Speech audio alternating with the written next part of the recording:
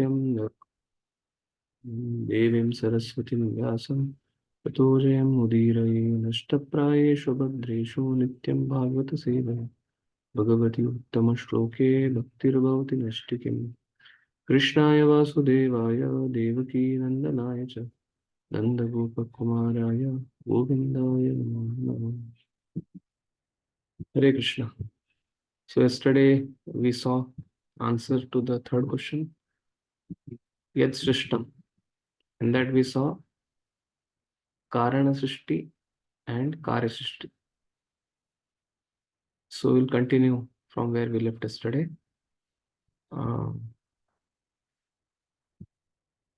This is one section which we need for today's discussion. You need to know this table for today's understanding. Senses, sense devatas. For ear, it is Dig Devata. For eyes, it is Surya. For skin, it is Vayu. For nose, it is Ashwini Kumaras. For tongue, it is Varuna. Hands, it is Indra. For feet, it is Upendra. For voice, it is Agni. For anus, it is Mitra. And for genitals, it is Prajapati. So, this is a table which is required for today's discussion. So, what we'll be discussing today in Purushukta is continuation of this. So, Karya Srishti, 23 elements are assembled. Garbhadaksha Vishnu enters into each universe. Then he expands as the Virat Rupa. So, different Varnas, different limbs. So, this is also important. So, Brahmanas are mouth, Kshatriyas are arm, Vaishyas are thighs, Shudras are legs. So, now six chapters will start with this, with the mouth, the arms, with the thighs, with the legs. So, the universal form, Garbhadaksha Vishnu, maps with the universal form of the Virat Rupa. And from the limbs of the Garbhadaksha Vishnu, our senses, sense organs, tanmatras, all these 23 elements are produced by Garbhadaksha Vishnu. So therefore, this table is also important. So, sixth chapter. So before we start sixth chapter, we'll just offer prayers. Om Adhyanatimendasya Jnananjana Shalakaya Chakshurun Militam Mena Tasmai Shri Gurudev Namaha Shri Chaitanya Manovishtam Stapitam Mena Bhutale Swayam Rupa Kadameyam Tadati Swapadantikam Vandeham Shri Guru Shri Utapatakamanam Shri Gurum Vaishnavamscha Shri Rupam Sagrajatam Sahagana Raghunatham Vitam Tam Sajivam Sadvaitam Savadutam Parijana Sahitam Krishna Chaitanya Devam Shri Radha Krishna Padan Sahagana Rita Shri Vishapan Vitamscha Namo Vishnu Padaya Krishna Pristhaya Bhutale Srimate Bhaktivedanta Swami Nitinamine Namaste Saraswati Devi Gauravani Pracharini Nirvishesha Shunyavadi Paschatya Deshatarini Namo Mahavadanyaya Krishna Prema Pradayate Krishnaya Krishna Chaitanya Namine Gauravse Namaha He Krishna Karuna Sindhu Dinabandhu Jagate Gopesha Gopika Kanta Radha Kanta Namostute Tapta Kanchana Gaurangi Radhe Vrindavaneshwari Krishnabhanusute Devi Pranamami Haripre Vancha Kalpaturu Vasya Kripa Sindhubheva Cha Patitanam Pavanebhyo Vaishnavebhyo Namo Namaha Jaya Sri Krishna Chaitanya Prabhu Nityananda Shri Advaita Gadadhara Shri Vasadi Gaura Bhaktivinoda Hare Krishna Krishna Krishna Hare Hare Hare Rama Rama Rama Hare Hare. So sixth chapter, we will be discussing the question, the sixth question. So first question was Yadadishtanam. Before that was Yat Param, Yat Adhishtanam. So yesterday we saw Yat Srishtam. Today we are going to see the sixth question, that is Yatcha, okay, in the sixth chapter. So answer to the Yatcha. So Lord is both the material cause and the efficient cause. What is the meaning of material cause? Material cause means when somebody opens a firm, especially production firm, there are hands-on. When they do the survey, the land is done survey, then the bulldozer is put and made flat. Then the construction foundation is made. and then the first floor, second floor is made. Then the finishing is done, lighting is done, water pipeline is done. Hands-on for doing all these things, and the firm is established. The production plant or whatever business has to be done, everything is established. For all these things, laborers are required. And hands-on, it is done by the laborers. But the finance, the direction, the production is done by the sponsorer or the owner, proprietor. So in the case of the material world, for present, for timing, if somebody wants to open some business, open a shop or open a production firm, open one cloth shop, all these things, there are enough sufficient people, manpower for this in this material world right now. But when Lord Vishnu started the cosmic manifestation, only Lord Vishnu was present as Garudaksha Vishnu inside the cosmic manifestation. So practically, he had to be on the hands. So all the 23 elements which you saw on the table, it practically came from his limbs. And he is a source, he is a producer, he is a director, he is a hands-on employee, everything basically. So when we speak of material cause, hands-on labor, employment, managers, different managers are there, director, CEO. But efficient cause means the person who is taking care of the sponsorship or is giving the funds, the owner. But in case of the creation of the universe, Lord himself he had to expand as Garudaksha Vishnu, and from his limbs came 23 elements, and therefore is the material cause. And because he is producing all the 23 elements, source is he, so is a Govindam Adi Purusha, therefore he is efficient cause as well. So therefore, when it comes to Yacha means who is a material and efficient cause. Lord Hari or Lord Vishnu is both the material and efficient cause. So the second section which will be dealing in this sixth chapter is, so if that is so, then this material world is existing as a cloud inside the clear spiritual sky. So spiritual sky is 3/4. It's called Sripada Vibhuti. And the material world is 1/4. So that section we'll be covering in this sixth chapter. And once that is done, Brahmaji says that somebody may get a doubt what Brahmaji is telling is true or not. So Brahmaji is assuring Narad Muni that trust me, whatever I am telling is true, and why I should believe. So he tells the glories of Shabda Praman. So that is one section. And at the end, Garbhodaksha Vishnu, Shivadaksha Vishnu, everybody is springing up from Mahavishnu. So this is basically the Purusha Shukta. Because Lord Govinda is the supreme enjoyer. He expands into Balram. Balram expands into quadruple. Pradyumna, Aniruddha, Vasudeva, Sankarshan. Again, Sankarshan expands into second quadruple. And that second quadruple Sankarshan expands into Mahavishnu. So, till that time, there are Swamshas. And even Lord Vishnu is also Swamsha only, Mahavishnu, but he is categorized under Purusha avatars. And therefore, this is Purusha Shukta. Who are the Purusha avatars? Mahavishnu, Garbhodaksha Vishnu, Shirodaksha Vishnu. And therefore, the glorification of these Purushas by Lord Brahma is called as Purusha Shukta.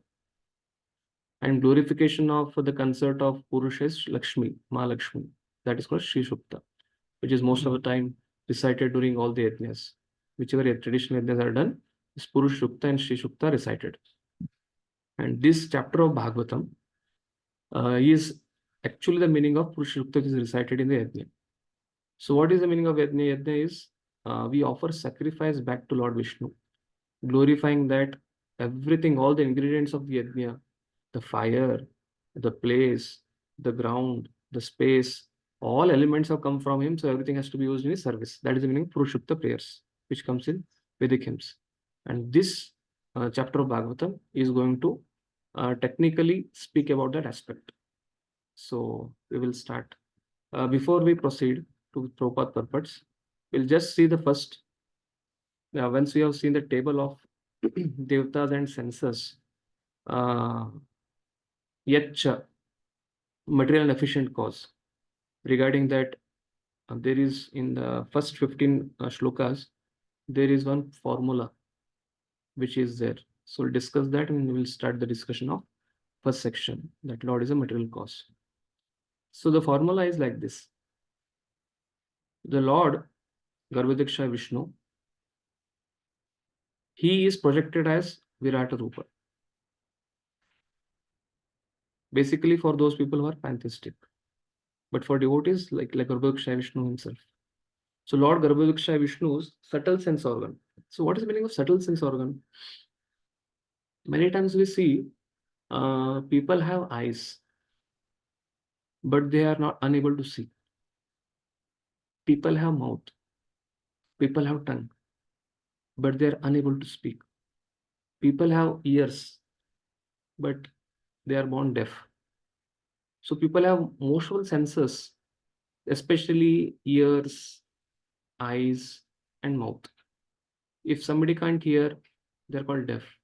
Somebody can't speak, they're called as dumb. If somebody cannot see, they're called as blind. But many times, all these limbs are present, but still people can't see, people can't hear, people can't speak.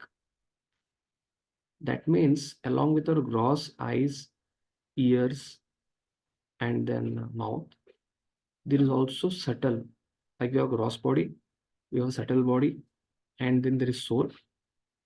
Similarly, there is a gross sense organ, then there is subtle sense organ. So people who are deaf, dumb, blind, sometimes when their eyes are as good as everybody's eyes, but they can't see because their subtle sense organ is not functioning. So here what is being indicated in this formula is Lord is present and the subtle sense organ we can't see. What we can see is only, ears, eyes, nose. But subtle thing is beyond the perception of our eyesight, visible range. So similarly, Lord also has his subtle sense organs. At the beginning of creation, from the Lord's subtle sense organ comes a tanmatra. What are tanmatras? Sight, that is sight, mouth, that is sound. Tanmatras are sense objects. What are the different sense objects? We have karmendriya, we have gyanendriya, and then we have sense objects. For eyes, it is form. For ears, it is sound. For tongue, it is taste. And for skin, it is touch. And then for nose, it is smell. So this is tanmatra. So from Lord's subtle sense organ comes into physical being the tanmatras, the sense objects, plus a particular element. For example, for mouth, the Dig Devata or the element for the mouth is voice. From the mouth comes what? Voice. And then what is the Devata for it is fire. This is the formula. From Lord's subtle sense organ comes tanmatra plus element. And then Lord's gross sense organs, from that what comes? Sense Devata plus subtle sense organ of the Virata Rupa. So from Lord's gross sense organ comes the sense Devata plus the subtle sense organ of the Virata Rupa. This is the formula. So what it is basically, for example, the Lord's gross sense organ is the mouth. Sense Devata for the mouth is fire. And what is subtle sense organ of the Virata Rupa? Is also mouth. So from Virata Rupa, Garbhodaksha Vishnu, subtle sense organ, plus mouth is subtle sense organ of Garbhodaksha Vishnu, and the sense Devata for the mouth is fire. So then what comes out of it is, the product is Lord's gross sense organ, or the sense organ of mouth for all living entities. This is the formula. Okay, so we'll continue with Prabhupada purport now with this. So this is little technical. You have to be seated with your Bhagavatam. If you have Subodhini, be with it. If you are not with both of these things, to understand this concept of this, especially this second canto is very technical. In second canto, especially 5th, 6th, 7th, 8th, 9th, 10th is really very technical. And also the first, third canto, first from 14th, 13th to 17th, 20th chapter. Because his first description of Virata Rupa comes here, and then again the second description of the Virata Rupa comes in third canto, 11th chapter onwards, 13th chapter to 20th chapter. So we'll continue with this theme now. Okay, we'll begin the first shloka. Brahmovacha Vacham Vahanirmukam Kshetram Chandasam Saptadatavaha Havyakavyamrata Havyakavyamrata Annanam Jiva Sarva Rasasya Cha. So Vacham is the mouth. Brahma Vacha. Lord Brahma said. He's telling it to Narada Muni. What is telling? Vacham is the voice. Voice means the mouth. Vahanir. So voice, fire is the element for the mouth. Mukam Kshetram. So from the Garbhadaksha Vishnu's mouth comes the sense devata, the subtle sense organ, that is voice. So this is the formula now. Yes. The first devotee can read.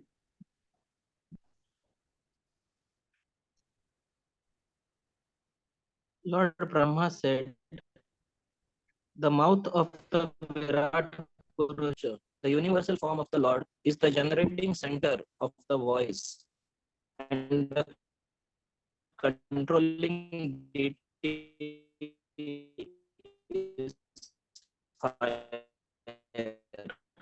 Anand Monto, his voice is breaking. I think His signal might be very less. And the other 6 layers are the generating centers of the Vedic science.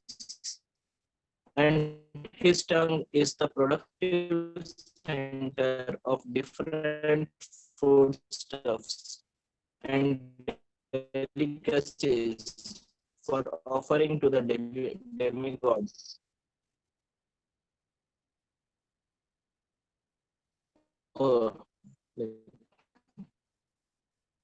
Okay, I'll read it. So Lord Brahma said, the mouth of a Virata Purusha, that is universal form, is the generating center of the voice. What is voice? Voice is also mouth. Pro, it's still? Yeah, it's very breaking. Your voice is breaking. I'll just read it. And the controlling deity is fire. His skin and the other 6 layers are the generating centers of the Vedic hymns. Hare Krishna. And his tongue is the productive center of different foodstuffs and delicacies for offering to the demigods, the forefathers, and general people. Okay, all of you can see this shloka translation in your book. Anand Monto is visible somewhere. I think his videos is off. And sorry, Prabhu. Yes, Prabhu. Your voice is breaking. Yeah, I have again switched to another network. Yeah, no issue, no issue. I'll just try to share.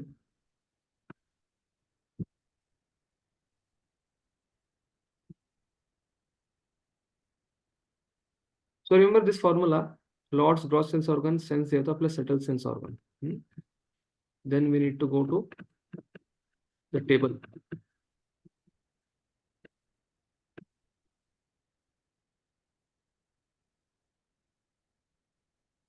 Yeah. Now, what is the translation speaking? The first translation. Now, someone can read. The mouth of the Virat Purusha, the universal form of the Lord, is the generating center of the voice. So you see where the voice, and then controlling deity is fire. Yeah. So you can see here, last but third thing in the table. Yes. What is sense? Voice. Yeah. So basically the sense of mouth, that is the karmendriya of Virata Purusha. Why it is starting with mouth? You can see the section now. This table. So what is mouth indicating? Brahmanas. Yes. So in Varnashram, in Ashram, in Varna, Brahmanas, it begins with them, knowledge. And that is the reason the mouth is being indicated here. Okay. Okay. So that is the reason. It's starting with mouth. After mouth, what will come? Hands. And then thighs. Thighs, Then legs. legs. Okay. So now we'll go back. Yes, Prabhu. You continue reading that. So mouth of the Virata Purusha, what is Is coming? the Voice. And the sense devata is Agni. Read the next translation. his Continuation of his that. Second line. his skin Ah, and 6 other layers ah. are generating centers of the Vedic hymns. Yeah. The skin, where it's skin coming here? Third. Vayu. Yeah. Yeah. So skin means Vayu. So skin, what is generating? Gayatri mantra. So mantra needs what? Air. Without air, transmission is tough. And therefore the sense devata for that is Vayu. And what is the skin? Like all of us, we have 7 layers of dhatu. Starting with skin, then there is a muscle, then there is ligament, then there is bone, and then it ends to the subtlest is sima. So there are 7 layers which are existing in the human being. This is a layer of skin, which is, becomes condensed, and comes to that level. So similarly, these 7 layers are coming from where? Garudaksha Vishnu 7 layers. From there, these 7 layers of the human being is coming. Therefore, Lord is the source of these 7 layers. And what is this corresponding to? This is corresponding to the 7 hymns. Sa, Re, Ga, Ma, Pa, Da, Ni, Sa. That is sound. Okay. Yes, bro. Continue the next translation. Next And translation. See. his tongue is the productive center of different foodstuffs Hmm. and delicacies for offering to the demigods, the Yes. forefathers, and the general mass of people. Yeah. So basically tongue. So now when you speak about tongue, that is jiva. And what is tongue Va- referring to? Varuna. Varuna. And the tongue, the what do you say? Tanmatra is taste, water. Okay. So basically, we have 5 things: Karmendriya, Gyanendriya, Tanmatra, and elements. 5 elements. These are 5 into 4, 20. So you have to map the corresponding things with the corresponding sense objects, corresponding Karmendriya, corresponding Gyanendriya. This is simple. There is earth. For earth, what is the Tanmatra? Smell. For water, what is Tanmatra? Taste. So water is corresponding to Varuna, and tongue can taste it. Therefore, tongue is meant for tasting. This is how. So from this, you can understand whatever senses, whatever 25 of the 23 elements we are made up of everything is coming from Garbhodakshaya Vishnu. He is a material cause as well as the efficient cause. Okay. This is the way you can map. Write down all the elements: earth, water, fire, air, ether. This table which is there here, then sound, touch, form, taste, smell. Corresponding to this will be, for this water will be tongue. For form will be eyes.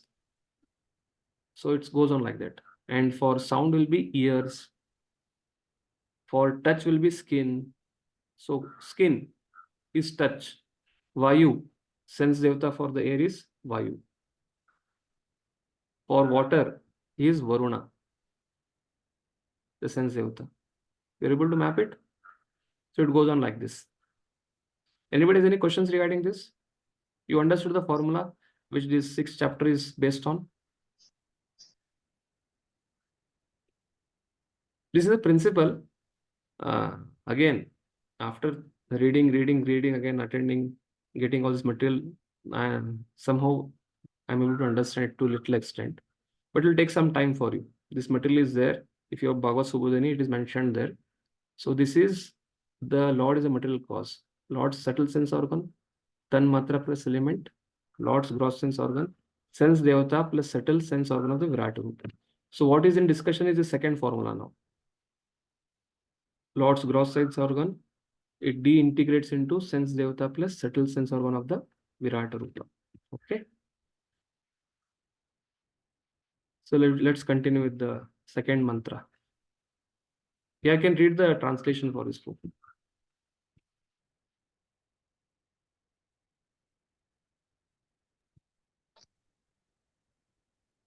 Highlighted? No, direct from you read the first purport fully so that it's understood. Once it is understood, then other purports I'll try to just focus on the themes. Yes. The opulences of the universal form of the Lord are described herein. It is said that his mouth is the generating center of all kinds of voices. So when you speak And of voices, the voice is nothing but mouth itself. Okay. So don't compare it with sound. This is not sound. This is mouth. Karmendriya. This voice is referring to his mouth. It is not the tanmatra. Okay. Yes, bro. Continue. and its controlling deity is the fire demigod. And his skin and the other 6 layers of bodily construction are the representative generating centers of the 7 kinds of the Vedic hymns, like the Gayatri. Gayatri is the beginning of all Vedic mantras, and it is explained in the first canto of Srimad Bhagavatam. Since the generating centers are the different parts of the universal form of the Lord, and since the form of the Lord is transcendental to the material creation, it is to be understood that the voice, the tongue, the skin, etc., suggest that the Lord in his transcendental form is not without them. The material voice and the energy for taking in foodstuffs are generated originally from the Lord. Such actions are but perverted reflections of the original reservoirs. The transcendental situation is not without spiritual variegatedness. In the spiritual world, all the perverted forms of material variegatedness are fully represented in their original spiritual identity. The only difference is that the material activities are contaminated by the 3 modes of material nature, whereas the potencies in the spiritual world are all pure because they are engaged in the unalloyed transcendental loving service of the Lord. In the spiritual world, the Lord is the sublime enjoyer of everything, and the living entities, they are all engaged in his transcendental loving service without any contamination of the modes of material nature. The activities in the spiritual world are without any of the inebrities of the material world. But there is no question of impersonal voidness on the spiritual platform, as suggested by the impersonalists. Devotional service is defined in the Narad Pancharatra as follows. Sarvopadhi vinirmuktam tat paratvena nirmalam rishikena rishikesha se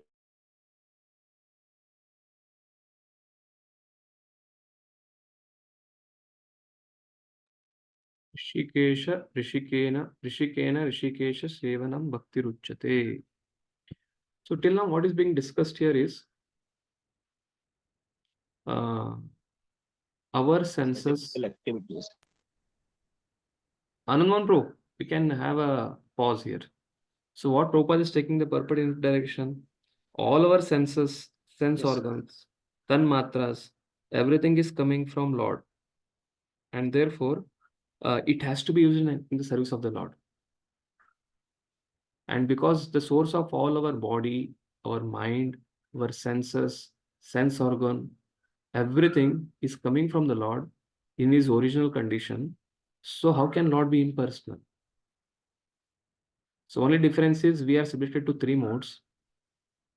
We are having the Lording mode mentality, therefore we are under 3 modes. But Lord in his pure spiritual self is beyond 3 modes. That is first paragraph he mentioned. Therefore, the claim of the impersonal is that Lord is impersonal is not valid. Because we have a form and all our senses are coming from the Lord, so Lord also should have a form. Now what he's saying is, we have heard this statement of Bhakti Rasamrit Sindhu, which is from Chaitanya Charitamrit. Sarupadi nirmuktam tatparvatvena nirmalam rishikena rishikesha sevanam bhakti ruchyate. Till now you have heard that we have to engage our senses in the service of the Lord. But why? We just accept it. Bhakti means okay, engaging in service of the Lord. When you come to, till the time you come to this purport of this 2.6.1, we understand that we are part and parcel of Krishna. But how we are part and parcel of Krishna, Prabhupada translates this shloka in a very beautiful way here. Because we are part and parcel of Krishna in the sense that not only the soul is part and parcel of Krishna, even the gross body and the subtle sense organs is also the part and parcel of Lord Hari. And therefore, all our sense organs has to be engaged in his service. That is how he translates this. Yes, Prabhu, continue reading it. Okay. The yellow Originally, highlighted part. I think your voice is breaking through once again. Next devotee can read. Originally, Yes. Continue, Prabhu. If it's not breaking, continue. Please continue. yeah. Originally, since all the senses are produced of the Lord's reservoir of senses, the sensual activities of the material world are to be purified by the process of devotional service. And thus the perfection of life can be attained simply by purifying the present position of our material activities. Yes. And the purity from the current designations. Every living entity is engaged in some sort of service, either for the self or for the family or for the society, country, etc. But unfortunately, all such services are rendered due to material attachment. The attachments of the material affinity may be simply changed to the service of the Lord. And thus the treatment for becoming freed from material attachment begins automatically. The process of liberation is therefore easier through devotional service than by any other method. For in the Bhagavad Gita 12.5, it is said that one is subjected to various kinds of tribulations.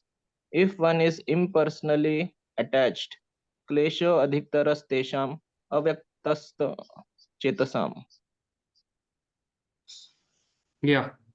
So what this first purport Prabhupada is trying to mention is, because Lord is the Yacha, he is a material and efficient cause, is the source of all of us, and also the material body, the material senses, material sense organs, the tanmatras, he is a source of that also. Therefore, Prabhupada is telling that the easiest way is Rishikena, Rishikesa Sivanam, because he is the source of our senses also. And therefore, we should use all our senses in the contaminated state in his service. Then the contamination will become purified. That is the definition of Vaidhi Sadhana Bhakti. Engaging our impure mind and senses in Krishna's service. That is Vaidhi Sadhana Bhakti. Then from there we get promoted to the Raganuga Bhakti. But that is also Sadhana Bhakti only. And then when it becomes purified completely, then Bhav Bhakti. And then we come to the point of Prema Bhakti. Because everything is coming from Lord. So we should not use it in our personal favor. Everything should be used in Krishna's service. That is how Prabhupada is taking the purport in.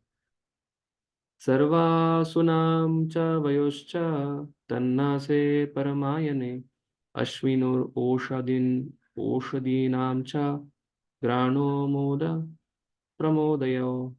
Yes. Translation. His two nostrils are the generating centers of our breathing and all other airs. His smelling power generates the Ashwini Kumaras, demigods, and all kinds of medicinal herbs, and his breathing energies produce different kinds of fragrances. Yeah. So from Lord's nostril comes breathing. So from Lord Garbhodaksha Vishnu's sense organ, subtle sense organ comes the breathing and all the airs. So they basically, and for the fragrance, the sense devatas are the Ashwini Kumaras. And what they are responsible for all the Aushadhyanam, medicinal herbs. And his breathing energies produce different kinds of fragrances. So there, if you see the Tanmatra table, the fragrance is connected to the organ nose, and the sense devata for that tanmatra is Ashwini Kumaras. So that is, it is going on from mouth then to nose. Rupanam tejasam chakshur diva suryascha chakshini karno disham cha tirtanam shrotram akasha shabdayo. Yes. Next.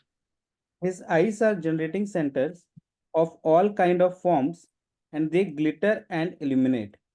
His eyeballs are like the sun and the heavenly planets. His ears hear from all sides and are receptacles for all the Vedas. And his senses of his sense of hearing is the generating center of the sky and of all kinds of sound.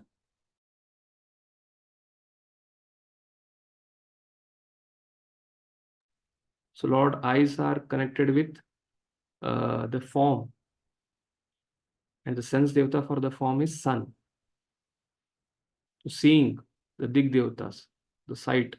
So devata is the sun god for it, and therefore that is combination is coming here. Yes, to read the purport. The word Tirthanam is sometimes interpreted to mean the place of pilgrimage, but the Jeev Goswami says that it means the receptacles of the transcendental Vedic knowledge. The propounders of the Vedic knowledge are also known as Tirthas. Yes. So now here sight and sound has come, the respective sense devatas. Tadgatram vastusharanam saubhagyascha bhajanam vad asya sparsha vayoscha sarvamedasya chaivahi. His bodily surface is the breeding ground for the active principles of everything and for all kinds of auspicious opportunities. His skin is the generating center for the moving air and all kinds of sense of touch, and is the place for performing all kinds of sacrifice. Yes. So basically from the bodily surface of the Garbhodaksha Vishnu's Virata Rupa, skin also there are 7 levels of mention. Again, here it is showing it is a breeding ground for all the active principle. Basically, you can feel, sense perception, and for auspicious opportunities, basically all the sacrifices are performed on the surface. So therefore, this is relating to that. The skin, the sense devata is air or vayu. So therefore, moving air and all kinds of sense of touch, they are linked. Yes, purport, Mataji can read. The air is the moving agent of all the planets, and as such, the generating centers for promotion to the deserving planets. The sacrifices are his bodily surface and are naturally the origin of all auspicious opportunities. Yes. Romani udbija jatina yarva yajnastu samrataha kesha smarshu nakanyasya shilo lohabra vidyutam. The hairs on his body are the cause of all vegetation, particularly of those trees which are required as ingredient for sacrifice. The hair on his head and face are reservoirs for the clouds, and his nails are the breeding ground of electricity, stones, and iron ores. Yes. So now the material elements are being discussed now. Yes, read the purport. The polished nails of the Lord generally generate electricity, and the cloud rests on the hairs of his head. One can therefore collect all sorts of necessities of life from the person of the Lord. And therefore the Vedas affirm that everything that is produced is caused by the Lord. The Lord is the supreme cause of all causes. Yes. So basically, this whole section 6 chapter, it is indicating that everything what has come, all 23 elements in detail, it is coming from the Lord. So it has to be engaged in his service. This is the principle. If you can understand this much principle in this chapter, don't worry about the detail. Okay, from what, where, what is coming. So it will take some time for that. But at least you understand the principle that yes, the source of everything is Lord. So Lord has to be, he is a material cause, he is efficient cause, so he has to be worshipped. This much is enough. Baho lokapalanam prayasha kshemam karmanam. So now, in the beginning, the mouth, karmendriya of mouth it started with. So the whole, along with Karmendriya, Gyanendriya, and then there is a sense devata for that, and then there is a Tanmatra. That circle is over now. So now it is coming to arms. In the Varnashram, Brahmanas are like a mouth, and Kshatriyas are like the arms. So now Bhava Lokapalanam. Lokapalanam means maintenance of the universe. What is required? Arms. Prayasha Shema Karmanam. So from the universal form of the Lord Gavuksha Vishnu, the administration power has come. And that is what is being referred to in this shloka. Yes, Prabhu. Next devotee. Translation: the Lord's arms are the productive field for the great demigods and other leaders of the living entities who protect the general mass. Purport: the important verse of Srimad Bhagavatam is corroborated and nicely explained in Bhagavad Gita 10.41 to 42 as follows. Yadyad vibhuti mat sattvam Srimad ujitam evava tat tat ivava gachatvam mama tejo mamsa sambhavam athava bahunetena kyam nyatena swa arjuna krishnam ekam sena sthito jagat. There are many powerful kings, leaders, learned scholars, scientists, artists, engineers, inventors, excavators, archaeologists, industrialists, politicians, economists, business magnates, and many more powerful deities or demigods like Brahma, Shiva, Indra, Chandra, Surya, Varuna, and protecting the parts and parcels of Supreme Lord. The Supreme Lord Sri Krishna is the father of all living entities, who particularly mentioned below are specifically endowed with powers by the will of the Lord. A sane person must. You can read from Sorry. it. I think you skipped one line. Yes, sorry, Prabhuji. The Supreme Lord Sri Krishna is the father of all living entities who are placed in different high and low positions according to their desires or aspirations. Some of them, as particularly mentioned above, are specifically endowed with powers by the will of the Lord. A sane person must know for certain that a living being, however powerful he may be, is neither absolute nor independent. All living beings must accept the origin of their specific power as mentioned in this verse. And if they act accordingly, then simply by discharging their respective occupational duties, they can achieve the highest perfection of life, namely eternal life, complete knowledge, and inexhaustible blessings. As long as the powerful men of the world do not accept the origin of their respective powers, namely the personality of Godhead, the actions of Maya, illusion, will continue. The actions of Maya are such that a powerful person misled by the illusory material energy wrongly accepts himself as all in all and does not develop God consciousness.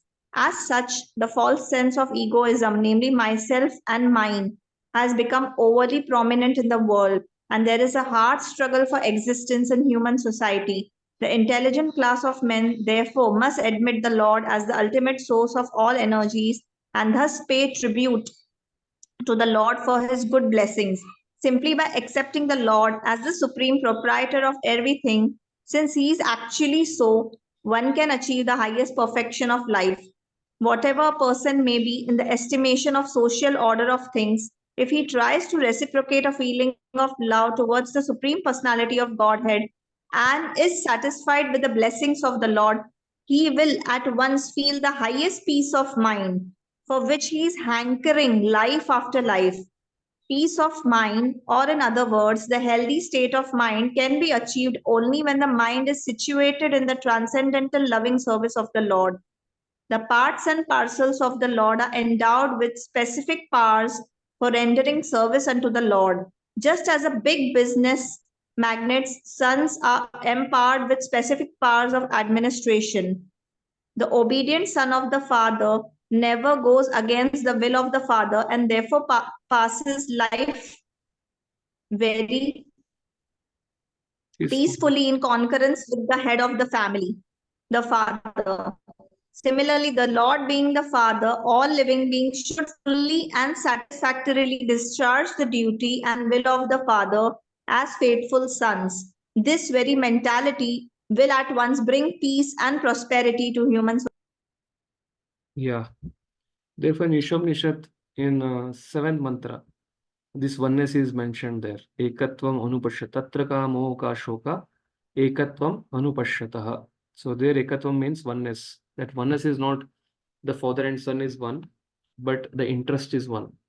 If the children cooperate with the father, then automatically they get the hereditary property. Similarly, to the degree we accept, align with the Lord, we get that strength of administration. And because the devatas, they are aligning with the will of the Lord, and therefore, who becomes Indra, who has done 100 Ashwamedha Yajna? Who becomes Brahma, who has done 100 into 100? And who becomes, this is how it is. So therefore, those who align with the Lord, Vedas, they get that post of controlling on the behalf of Lord. But Asuras, on the other hand, they control against the Lord. So therefore, they are Asuric. So therefore, Prabhupada is writing here the administration part, which the demigods are empowered beings. They get it because they are aligning with the Lord. But they have some attachment. At the same time, they want to align. And therefore, they have given that post. But if somebody fully aligns with the Lord, then he comes back home, back to Godhead. Vikramo bhurbhuvasvascha kshemasya sharanasya cha sarvakama varishyapi hareshcharanaspadam. Yes, next devotee. Thus, the forward steps of the Lord are the shelter for the upper, lower, and heavenly planets, as well as for all that we need. His lotus feet serve as protection from all kinds of fear. Lord's steps, like we also walk, Lord's steps are compared to the upper, lower, and heavenly planets, middle planetary systems, and as well as for all that we need. His lotus feet serve as protection from all kinds of fear. Basically, surrendering to him. Yes, Prabhu, read the purport. For absolute protection from all sorts of fear, as well as for all our needs of life, we must take shelter of the lotus feet of the Lord, not only in this planet, but also in all the upper, lower, and heavenly planets. This absolute dependence on the lotus feet of the Lord is called a pure devotional service, and it is directly hinted at within this passage. No one should have any kind of doubt in this matter, nor should one be inclined to seek the help of any other demigods, because all of them are dependent on him only. Everyone except the Lord himself is dependent on the mercy of the Lord. Even the all-pervading super soul is also dependent on the supreme aspect of Bhagavan, the personality of Godhead. Yes. Hare Krishna. We'll continue the next shloka.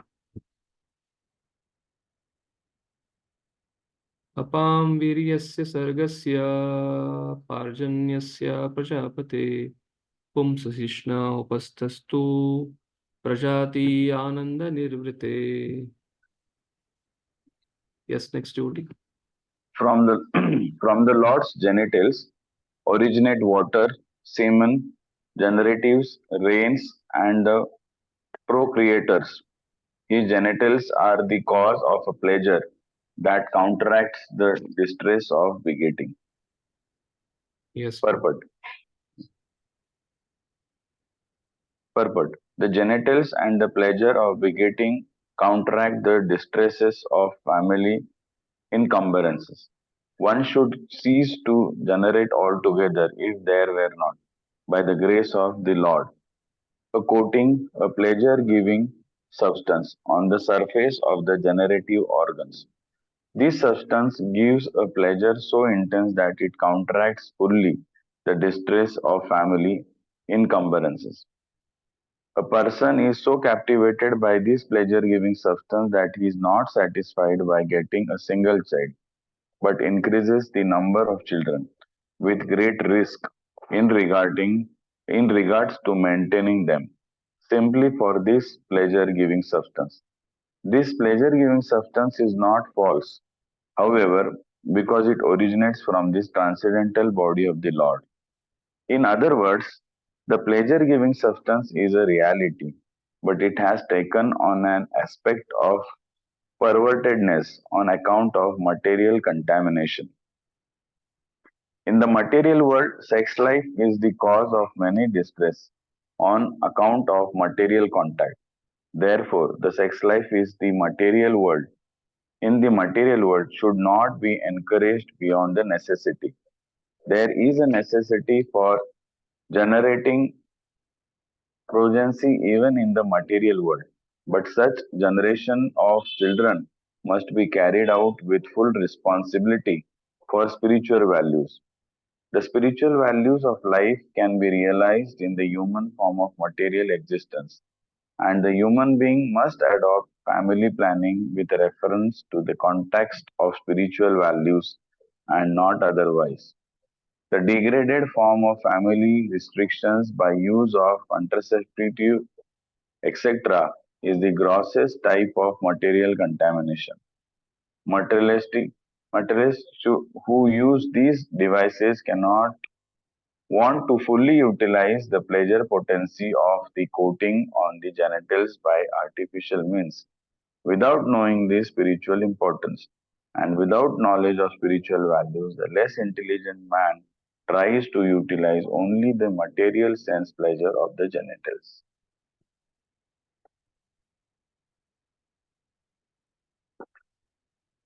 So this is the origin of the whole human existence. It's coming from Lord Himself. So till that point, we don't understand that our existence has come from the Lord Himself, all our senses. Till the time we don't come to the point of engaging, knowing first the knowledge that our origin, we are part and parcel. Not only we, the whole body, the subtle body is coming from the Lord. It becomes very difficult to control it or to restrict it. But if when somebody has knowledge, he knows that everything is coming from Lord, it has to be against His service. That consciousness purifies us from regulating it. Yeah, next shloka. Payuryamasya mitrasya parimokshasya narada himshaya nirter mrityur nirayasya gudam shmuta. Yes. Okay. Shall I read, Prabhuji? Yeah. Translation. O Narada, the evacuating outlet of the universal form of the Lord is the abode of the controlling deity of the death, Mitra, and the evacuating hole and the rectum of the Lord is the place of envy, misfortune, death, hell, etc. Yes. So basically, all our senses, karmendriya, gyanendriya, everything is coming from Lord. That is what we are seeing here. So at one place, previously we saw that Mitra is the demigod in charge, sense devata of the evacuating. Here in this shloka, it is being mentioned that Mrityu is the controlling deity of death.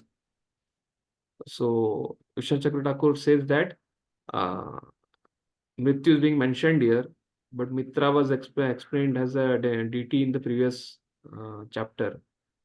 So it might be that Mitra is assisting deity for the Mrityu, but he leaves it there only, telling like this. That is what he gives his commentary for this shloka. Parabhute adharmasya tamasaschapi paschima nadyo nadanadinam cha gotranam asti samhati. Hare Krishna. Translation. The back of the Lord is the place for all kinds of frustration and ignorance, as well as for immorality.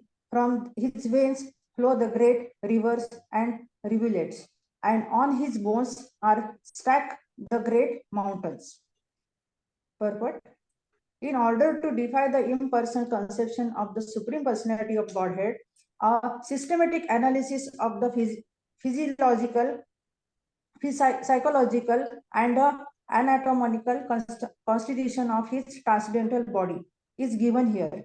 It is clear from the available description of the body of the Lord, his universal form, that the form of the Lord is distinct from the forms of ordinary mundane conception. In any case, he is never a formless void. Ignorance is the back of the Lord, and therefore the ignorance of the less intelligent class of men is also not separate from his bodily conception. See, his body. Shall I continue, Prabhu? Yeah, continue, Maharaj. His body is the complete whole of everything that be. One cannot assert that he is impersonal only. On the contrary, the perfect description of the Lord holds that he is both impersonal and personal simultaneously. The personality of Godhead is the original feature of the Lord, and his impersonal emanation is but the reflection of his transcendental body. Those who are fortunate enough to have a view of the Lord from the front can realize his personal features, whereas those who are frustrated and are thus kept in the ignorant side of the Lord. Or, in other words, those who have to view the Lord from the back realize him in his impersonal features. Yes. So basically, the front of the Lord is Dharma and the back of the Lord is Adharma. And that is the reason in one of the shlokas, it is mentioned that Maya cannot stand next of the Lord. She stands behind the Lord. Because then only she can show her tricks for the living entities to attract them. So therefore, the back of the Lord, Prabhupada is comparing to the impersonal understanding because they are covered by three modes of nature. Avyakta rasa sindhuna bhutanam nidanasya cha udaram viditam pumso hridayam manasa padam.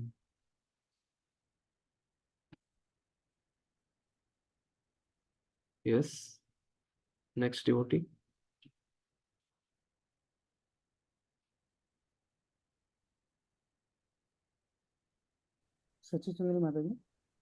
The impersonal feature of the Lord is the abode of great oceans, and his belly is the resting place for the materially annihilated living entities. His heart is the abode of the subtle material bodies of living beings. Thus, it is known by the intelligent class of men. Should I continue, Prabhuji? Yeah. Purport. In the Bhagavad Gita 8.17-18, it is stated that according to human calculations, 1 day of Brahma is equal to 1000 ages of 4 millenniums, and the same period is calculated to his night also. A Brahma lives for 100 such years and then dies. A Brahma who is generally a great devotee of the Lord attains liberation after such a downfall. This universe, called the Brahmanda or the round football-like domain controlled by a Brahma, is thus annihilated, and thus the inhabitants of a particular planet or of the whole universe are also annihilated. Avyakta mentioned here in this verse means the night of Brahma, when partial annihilation takes place and the living entities of that particular Brahmanda up to the planets of Brahmaloka, along with the big oceans, etc., all repose in the belly of the Virat Purusha. At the end of a Brahma's night, the creation again takes place, and the living entities reserved within the belly of the Lord are let loose to play their respective parts as if being awakened from a deep slumber. Since the living entities are never destroyed, the annihilation of the material world does not annihilate the existence of the living entities. But until liberation is attained, one has to accept one material body after another again and again.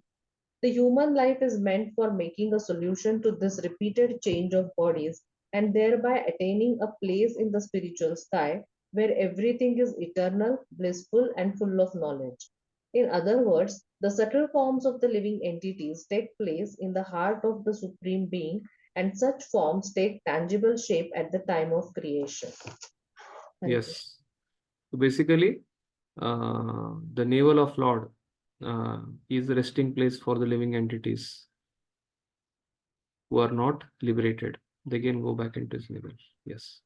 Dharmasya mama tubhyam cha kumaranam bhavasya cha Vijnanasya cha sattvasya parashyatma parayanam.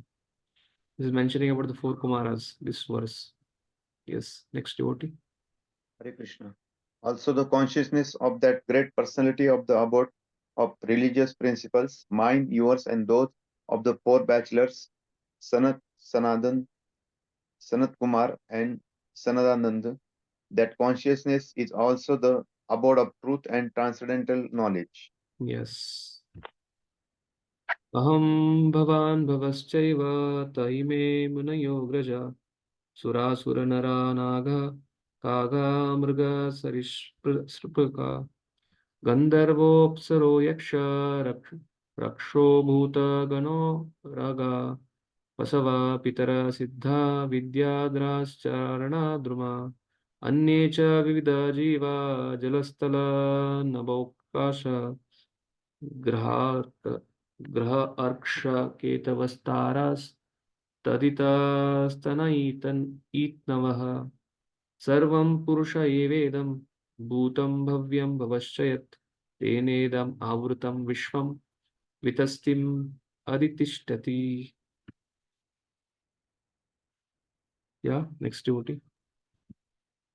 Beginning from me, Brahma, down to you and Bhava, Shiva, all the great sages who were born before you, the demigods, the demons, the nagas, the human beings, the birds, the beasts, the reptiles, etc., as well as all phenomenal manifestations of the universes, namely the planets, stars, asteroids, luminaries, lightning, and thunder, along with the inhabitants of the different planetary systems, namely the Gandharvas, Apsaras, Yakshas, Rakshas, Bhutaganas, Uragas, Pashus, Pitas, Siddhas, Vidyadharas, Charanas, and all other different varieties of living entities, including the birds, beasts, trees, and everything that be. All are covered by the universal form of the Lord at all times, namely the past, present, and future, although he is transcendental to all of them, eternally existing in the form not exceeding 9 inches. Yes. So basically, Prabhupada writes in the purport. Mataji can read the first 3 lines of the purport. Prabhupada starts with this 9 inches. Lord who is 9 inches, basically Shridaksha Vishnu. He comes from the Garbhodaksha Vishnu. He manifests into all these living entities. Prabhupada starts with that. You just read that first 3 lines. The Supreme Personality of Godhead, by his partial representation as the Super Soul, measuring not more than 9 inches, expands by his potent energy in the shape of the universal form, which includes everything manifested in different varieties of organic and inorganic materials. Okay. Basically, not only into the elements, 23 elements, also in this Lord, who is just 9 inches, a super soul, he expands into this whole universal form and different variegatedness. So here, yeah, you can read from here in Bhagavad Gita. In the Bhagavad Gita 9.4 to 5, he is therefore said to be Yogeshwar. Everything rests on the potency of Lord Sri Krishna, and still the Lord is different from and transcendental to all such identities. In the Vedic Purusha Sukta of the Rig Mantra, this is confirmed. This philosophical truth of simultaneous oneness and difference was propounded by Lord Sri Chaitanya Mahaprabhu, and it is known as Acyuta Vedavestati. Yeah, basically, in the first till now in the 16th verses, this is the material cause. So till now, what is being discussed is all 23 elements along with the 84 specie, lakh specie. The origin of that is Lord Hari. And therefore, Prabhupada concluding in the 16th verse here that everything rests on potency of Lord Krishna. Hari is Yogeshwar. Therefore, this is confirmed in this 6th chapter of Bhagavatam, which is entitled as Purusha Shukta. Actually, Purusha Shukta comes in the Rig Veda. But the same thing is being discussed in these first 16 mantras. And also subsequently the theme will continue. And therefore, the title for this chapter is Purusha Shukta. Purusha Shukta confirmed. Therefore, that is what Prabhupada is telling here. In the Vedic Purusha Shukta of Rig Mantra, this is confirmed here in this section. That Lord is a material cause. Yes, we'll continue the next verse. Swadishnyayam pratapam prano bahishta pratapatyaso evam virajam pratapams tapati antar bahi puman. Yeah, next devotee. The sun illuminates both internally and externally by expanding its radiation. Similarly, the Supreme Personality of Godhead, by expanding its universal form, maintains everything in the creation, both internally and externally. Yes, Prabhu. The universal form of the Lord, or the impersonal feature of the Lord, known as the Brahma Jyoti, is clearly explained here and compared to the radiation of the sun. The sunshine may expand all over the universe, but the source of the sunshine, namely the sun planet or the deity known as Surya Narayana, is the basis of such radiation. Similarly, the Supreme Personality of Godhead, Lord Krishna, is the basis of the impersonal Brahma Jyoti radiation or the impersonal feature of the Lord. This is confirmed in Bhagavad Gita 14.27. So the universal form of the Lord is the secondary imagination of the impersonal form of the Lord. But the primary form of the Lord is Sham Sundara, with two hands playing on his eternal flute. 75% of the expansive radiation of the Lord is manifested in the spiritual sky, Tripad Vibhuti, and 25% of his personal radiation comprehends the entire expansion of the material universe. This is also explained and stated in the Bhagavad Gita 10.42. That the 75% expansion radiation is called internal energy, where the 25% expansion is called external energy of the Lord. The living entities who are residents of the spiritual as well as the material expansions are his marginal energy, Tatastha Shakti, and they are at liberty to live in either of the energies, external or internal. Those who live within the spiritual expansion of the Lord are called liberated souls, whereas the residents of the external expansion are called the conditioned souls. We can just make an estimate of the number of the residents of the internal expansions in comparison with the number of residents in the external energy, and we easily conclude that the liberated souls are far more numerous than the conditioned souls. Yeah. So this 17th verse which we discussed now speaks as till 16th verse, the Lord only is expanding from his limbs into all these 84 lakhs BC, 23 elements. The 17th verse says that he has a super soul, is inside and outside, and is taking care like sun illuminates. Like in the body, there is soul which gives consciousness. In the solar system, there is sun which gives the light. Similarly, in this whole universe, Lord lights up internally and externally the whole universe. So therefore, is a efficient cause as well. So mratyasa bayasya martyam annam yad atyagat mahimaisha tato brahman purushasya duratyaya. Yes. The Supreme Personality of Godhead is the controller of immortality and fearlessness, and he is transcendental to death and the future actions of the material world. O Narada, O Brahmana, it is therefore difficult to measure the glories of the Supreme Person. Yes. Continue, Motherji, purport. The glories of the Lord in the transcendental 75% of the Lord's internal potency are stated in the Padma Puran, Uttarakhand. It is said that those planets in the spiritual sky which comprises the 75% expansion of the internal potency of the Lord are far greater than those planets in the total universe composed of the external potency of the Lord. In the Chaitanya Charitamrita, the total universes in the external potency of the Lord are compared to bucket full of mustard seeds. One mustard seed is calculated to be a universe itself. In one of the universes in which we are now living, the number of planets cannot be counted by human energy, and so how can we think of the sum total in all the universes which are compared to the bucket full of mustard seeds? And the planets in the spiritual sky are at least 3 times the number of those in the material sky. Such planets being spiritual are in fact transcendental to the material modes. Therefore, they are constituted in the mode of unalloyed goodness only. The conception of spiritual bliss, Brahmananda, is fully present in those planets. Each of them is eternal, indestructible, and free from all kinds of inebrities experienced in the material world. Each of them is self-illuminating and more powerfully dazzling than if we can imagine the total sunshine of the millions of mundane suns.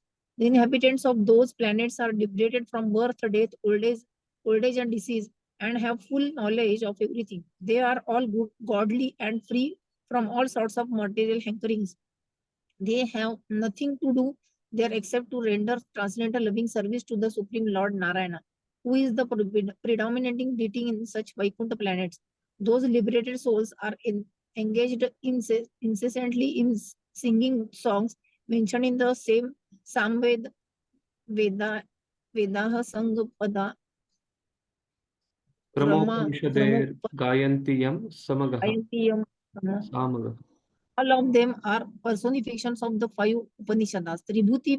Tripad Vibhuti, or the 75% known as the internal potency of the Lord, is to be understood as the kingdom of God far beyond the material sky. And when we speak of Pada Vibhuti, or the 25% comprising his external energy, we should understand that this refers to the sphere of the material world. It is also said in the Padma Puran that the kingdom of Tripad Vibhuti is transcendental, whereas the Pada Vibhuti is mundane. Tripad Vibhuti is eternal, whereas the Pada Vibhuti is transient. The Lord and his eternal servitor in transcendental kingdom all have eternal forms which are auspicious, infallible, spiritual, and eternally youthful. In other words, there is no birth, death, old age, and disease. That eternal land is full of transcendental enjoyment and full of beauty and bliss. This very fact is also corroborated in this verse of Srimad Bhagavatam, and the transcendental nature is described as Amruta, as described in the Vedas. Uttama Amrutatva. The Supreme Lord is the Lord of immortality, or in other words, the Lord is immortal, and because he is the Lord of immortality, he can award immortality to his devotees. In Bhagavad Gita 8.16, the Lord also assures that whoever may go to his abode of immortality shall never return to this mortal land of threefold miseries. The Lord is not like the mundane Lord. The mundane master of lords never enjoys equally with his subordinates, nor he is a mundane Lord immortal, nor can he be award immortality to his subordinates. The Supreme Lord, who is leader of all living entities, can award all the qualities of his personality unto his devotees, including immortality and spiritual bliss. In the material world, there is always anxiety and fearfulness in the hearts of all living beings, living entities. But the Lord, being himself the supreme fearless, also awards the same quality of fearlessness to his pure devotees. Mundane existence itself is a kind of fear, because in all mundane bodies, the effects of birth, death, old age, and this is always keep a living being compact in fear. In the mundane world, there is always the influence of time which changes things from one stage to another, and the living entity, originally being avikara or unchangeable, suffers a great deal on account of changes due to the influence of time.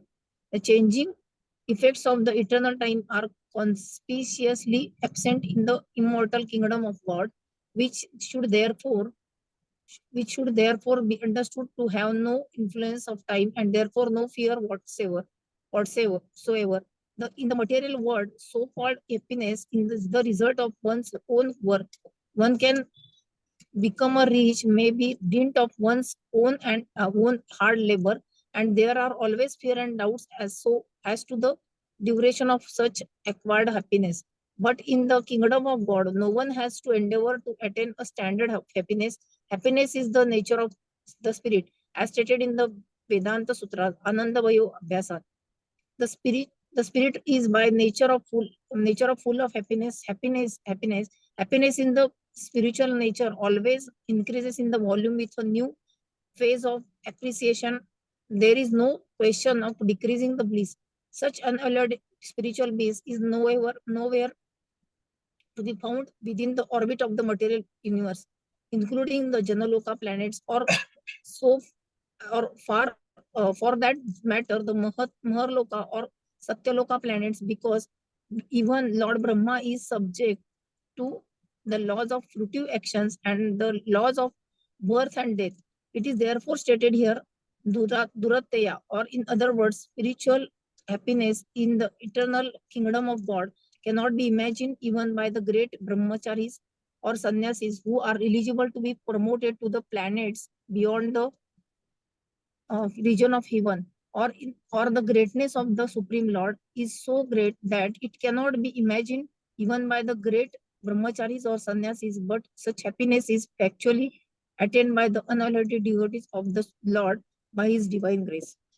Yes. Grihe tako, vanane tako, sada hari bole tako. So basically, just by becoming devotee, bhakti, one can go to that spiritual world. So now, this Lord being the material cause and Lord being the efficient cause, and one cannot measure his glories, this section ends here. So the next section starts, which is Ekapada Vibhuti and Tripada Vibhuti. So this 19th verse speaks about this material world is not all in all. Beyond this material world, there is spiritual world existing. Okay, this is section which is going to start now. Ekapada Vibhuti and Tripada Vibhuti. Padeshu sarvabhutani pumsa sthiti pado vidu amrutam kshemam avayam trimurdno dhyai murdaso. So basically, what is the nature of that spiritual world? Tripada Vibhuti, Amritam, eternity, Kshemam, ultimate welfare, Abhayam, fearlessness. These are the three qualities. Amritam, Kshemam, Abhayam. So these are the three constituent qualities of the living entities existing in the spiritual world. So therefore, this section of Ekpada Vibhuti and Tripada Vibhuti is being mentioned here. Yes, next devotee can read. The Supreme Personality of Godhead is to be known as the supreme reservoir of all material opulences by the 1/4 of his energy in which all the living entities exist. Deathlessness, fearlessness, and freedom from the anxieties of old age and disease exist in the kingdom of God, which is beyond the 3 higher planetary systems and beyond the material coverings. Purport. Out of the total manifestations of the Sandhini energy of the Lord, 1/4 is displayed in the material world and 3/4 are displayed in the spiritual world. The Lord's energy is divided into 3 component parts, namely Sandhini, Samvit, and Alladini. In other words, he is the full manifestation of existence, knowledge, and bliss. In the material world, such a sense of existence, knowledge, and pleasure is meagerly exhibited, and all living entities who are minute parts and parcels of the Lord are eligible to relish such consciousness of existence, knowledge, and bliss very minutely in the liberated stage. Whereas in the conditioned stage of material existence, they can hardly appreciate what is the factual, existential, cognizable, and pure happiness of life. The liberated souls who exist in far greater numerical strength than those souls in the material world can factually experience the potency of the above mentioned Sandhini, Samvit, and Alladini energies of the Lord in the matter of deathlessness, fearlessness, and freedom from old age and disease. In the material world, the planetary systems are arranged in 3 spheres called Triloka or Swarga, Mritya, and Patala, and all of them constitute only 1/4 of the total Sandhini energy. Beyond that is the spiritual sky, where the Vaikuntha planets exist beyond the coverings of 7 material strata. In none of the Triloka planetary systems can one experience the status of immortality, full knowledge, and full bliss. The upper 3 planetary systems are called Sattvika planets because they provide facilities for a long duration of life and relative freedom from disease and old age, as well as a sense of fearlessness.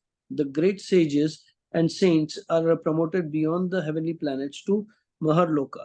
But that also is not the place of complete fearlessness, because at the end of one kalpa, the Maharloka is annihilated and the inhabitants have to transport themselves to still higher planets. Yet even on these planets, no one is immune to death.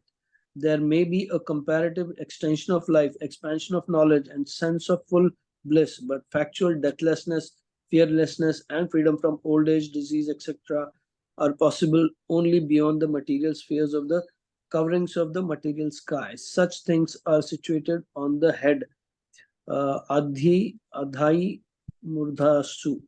Yes, basically what Prabhupada is trying to compare is, he's trying to compare comparative analysis of material world, all 14 planet systems of the material world with the spiritual world. Adhyai Murdus matlab, yesterday we saw it as Brahma Loka, right? The Brahma Loka is the spiritual world. So only there you can get Amritam, deathlessness, Shemam, ultimate welfare, and freedom from anxieties. That is Abhayam. So next shloka. So now, next shloka speaks about who stays in Ekapada Vibhuti and who stays in Tripada Vibhuti. 19 spoke that beyond this world there is a Ekapada Vibhuti, there is Tripada Vibhuti. And 20th shloka speaks about residents of Ekapada Vibhuti and residents of Tripada Vibhuti. Padastrayo Bhishchasan Aprajanam Yas Ya Ashrama Antastri Lokastva Aparo Grahamedo Abrahadvrata. So those who are Grahamedis, they continue to exist in the Ekapada Vibhuti called as material world. Those who are Aprajana, those who are beyond this bodily conception of life and have developed love for Lord, they ascend to Tripada Vibhuti called as spiritual world. Yes, Prabhuji. Next devotee. The spiritual world, which consists of 3/4 of the Lord's energy, is situated beyond this material world, and it is especially meant for those who will never be reborn. Others who are attached to family life and who do not strictly follow celibacy vows must live within the 3 material worlds. Purport. The climax of the system of Varnashrama Dharma or Sanatan Dharma is clearly expressed here in this particular verse of Srimad Bhagavatam. The highest benefit that can be awarded to human being is to train him to be detached from sex life, particularly because it is only due to sex indulgence that the child conditioned life of material existence continues birth after birth. Human civilization in which there is no control of sex life in a 4th class civilization,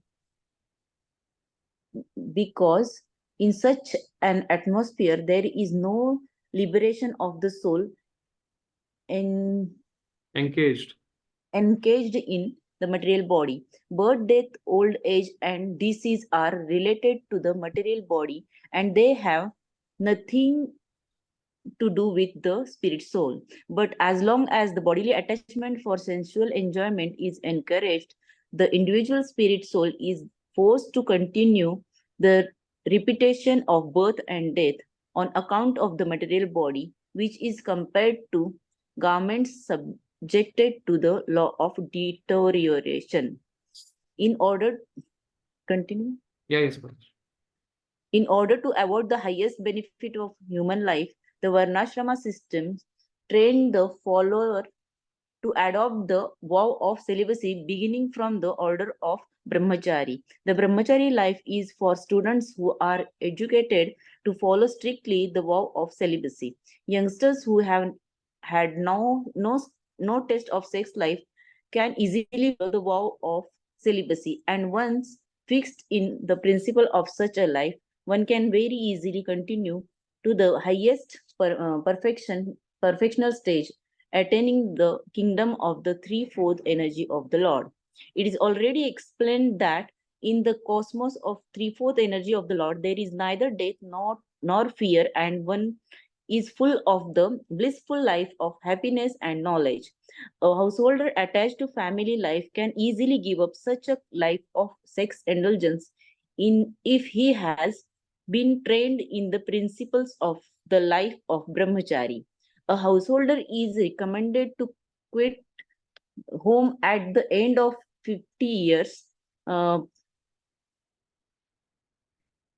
Panchashodhvam vanam vrajet, and live a life in the forest. Then, being fully detached from family affection, he may accept the order of renunciation as a sannyasi fully engaged in the service of the Lord.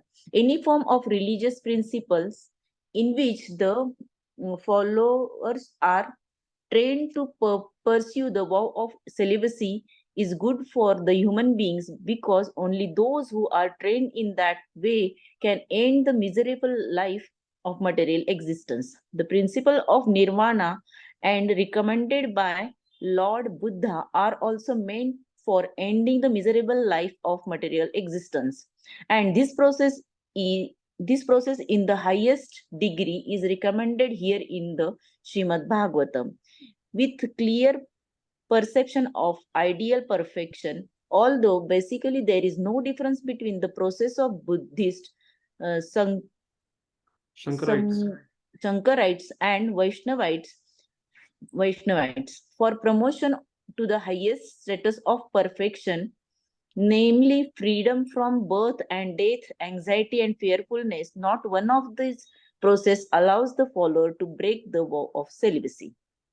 The householders and persons who have deliberately broken the vow of celibacy cannot enter into the kingdom of deathlessness. The pious householders or the fallen yogis or the fallen transcendentalists can be promoted to the higher planets within the material world, 1/4 of the energy of the Lord, but they will fail to enter into the kingdom of deathlessness. Abrit vratas are those who have broken the vows of celibacy.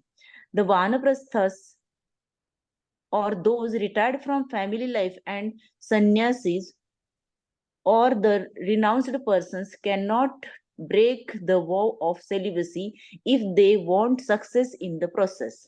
The brahmacharis, vanaprasthas, and sannyasis do not intend to take rebirth, apraja, nor are they meant for secretly indulging in sex life.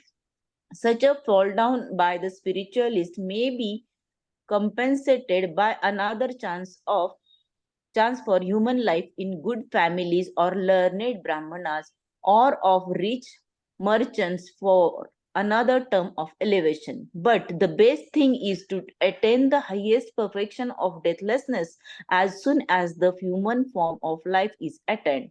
Otherwise, the whole policy of human life will prove to be total failure. Lord Chaitanya was very strict in advising his follower in this matter of celibacy. One of his personal attendants, Chota Haridas, was severely punished by Lord Chaitanya because of his failure to observe the vow of celibacy.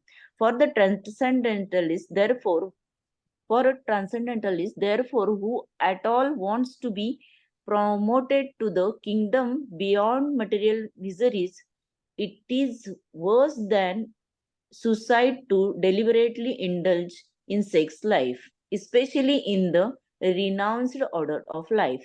Sex life is the renounced order of life, is the most perverted form of religious life, and such a misguided person can only be saved if by chance he meets a pure devotee.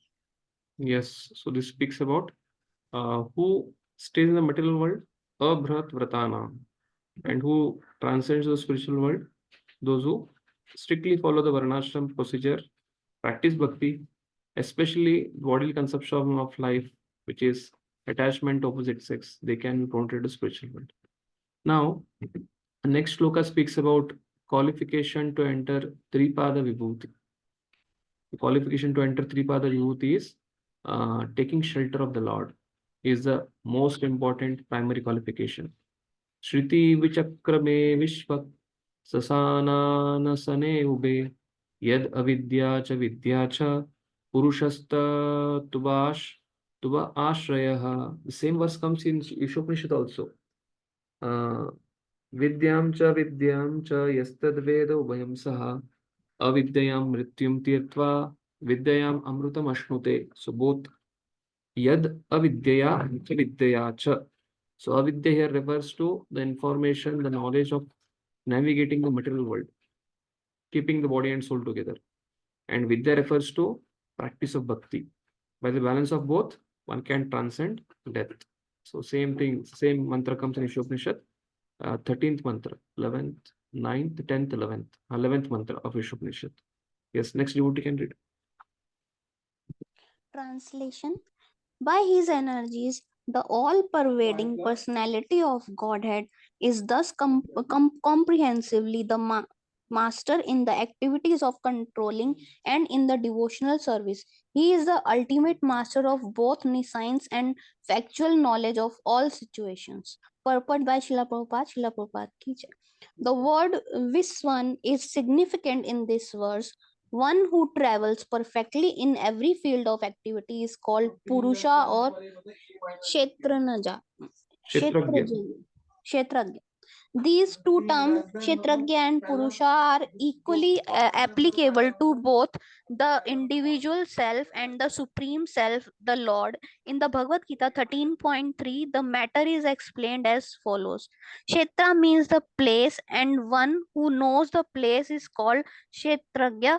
The individual self knows about his limited field of activities, but the supreme self, the Lord, knows about the unlimited field of activities.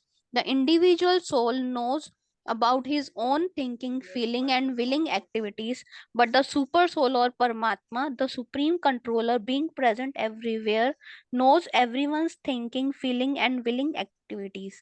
And as such, the individual living entity is the minute master of his personal affairs, whereas the supreme personality of Godhead is the master of the everyone's affair, past, present, and the future.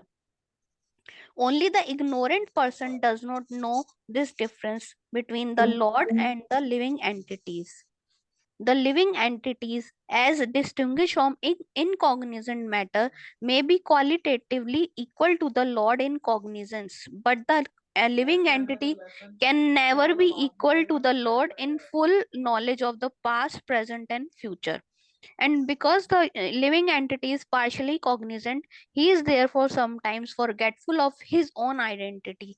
This forgetfulness is specifically manifested in the field of Ekpad Vibhuti of the Lord or in the material world.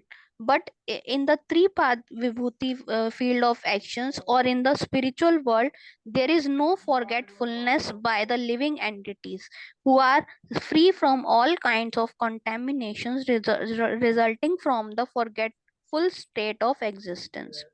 The material body is the symbol of the gross and subtle form of forgetfulness.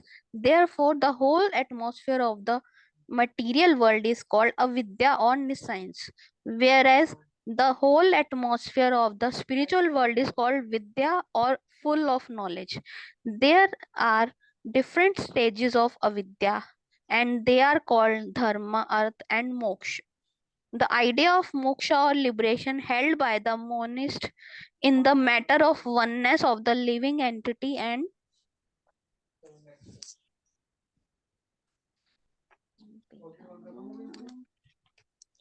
the Lord by ultimate merging in one is also the last stage of materialism or forgetfulness.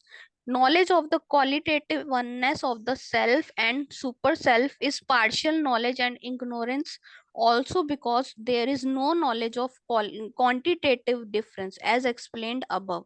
The individual self can never be equal to the Lord in cognizance, otherwise he could not be placed in the state of forgetfulness. So because there is a stage of forgetfulness of the individual selves or the living entities, there is always a gulf of difference between the Lord and the living entity, as between the part and the whole. The part is never equal to the whole, so the conception of the 100% equality of the living being with the Lord is also called nescience. In the field of nescience, activities are directed towards lording it over the creation. In the material world, therefore, everyone is engaged in acquiring material opulence to the lord it over the material world. Therefore, there is always clash and frustration, which are the symptoms of nescience. But in the field of knowledge, there is devotional service to the Lord Bhakti. Therefore, there is no chance of being contaminated by the influence of nescience or forgetfulness, avidya, in the liberated stage of devotional activities. The Lord is thus the proprietor of the fields both of nescience and of cognition, and it remains the choice of living entity to exist in the either of the above regions. Yeah.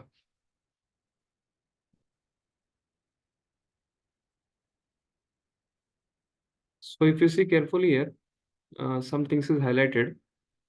The part here, the material body is symbol of gross and subtle form of forgetfulness. So this three kind of vidya is mentioned. One is so-called vidya, another is avidya, and third is vidya. What is so-called vidya?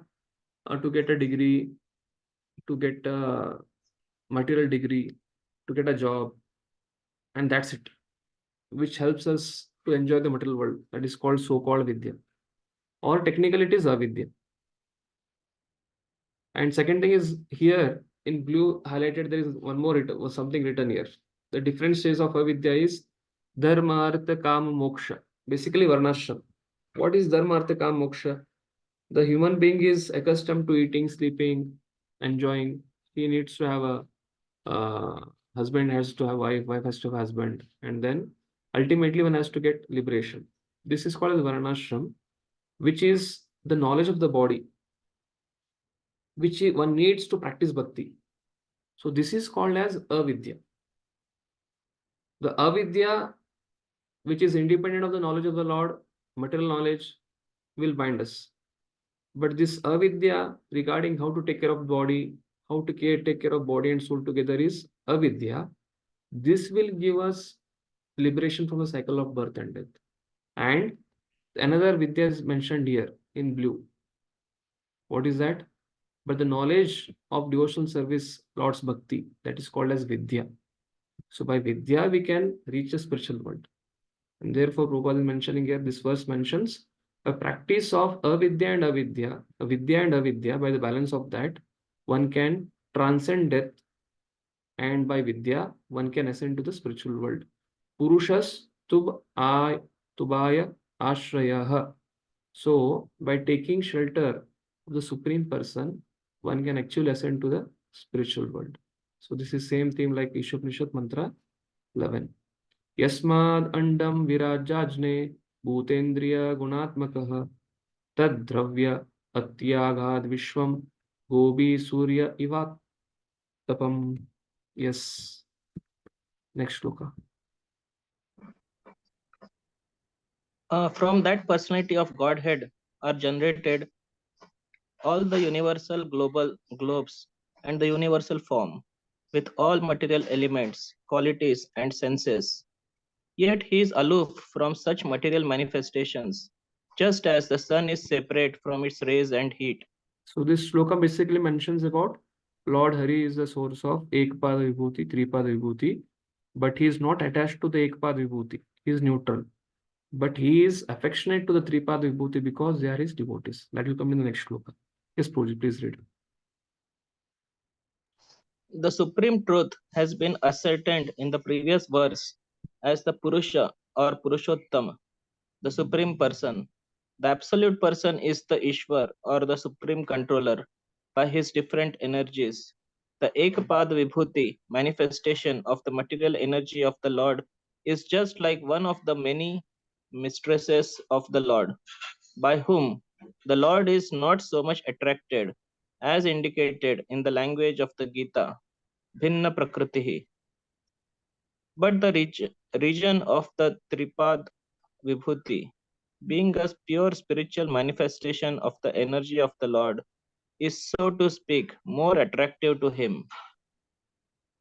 The Lord therefore generates the material manifestations by impregnating the material energy, and then within the manifestation, he expands himself as the gigantic form of the material of the Virat Rupa, of the Vishwa Rupa. The Vishwarup, as it was shown to Arjuna, is not the original form of the Lord. The original form of the Lord is the transcendental form of Purushottam or Krishna himself. It is very nicely explained herein that he expands himself just like the sun. The sun expands itself by its terrible heat and rays, yet the sun is always aloof from such rays and heat. The impersonalist takes into consideration the rays of the Lord without any information of the tangible, transcendental, eternal form of the Lord known as Krishna.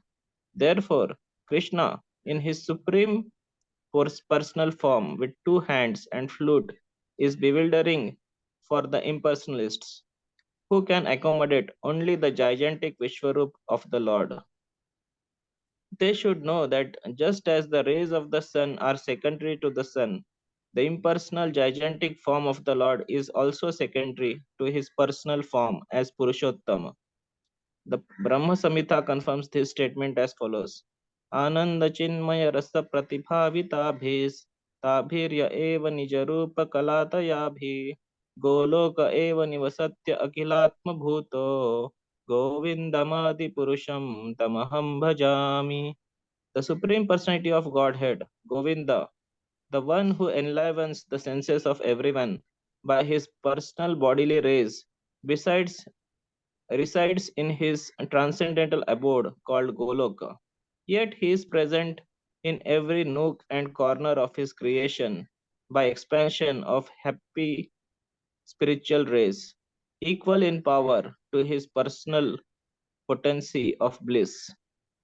He is therefore simultaneously personal and impersonal by his inconceivable potency, or he is the one without a second, displaying complete unity in a diversity of material and spiritual manifestations.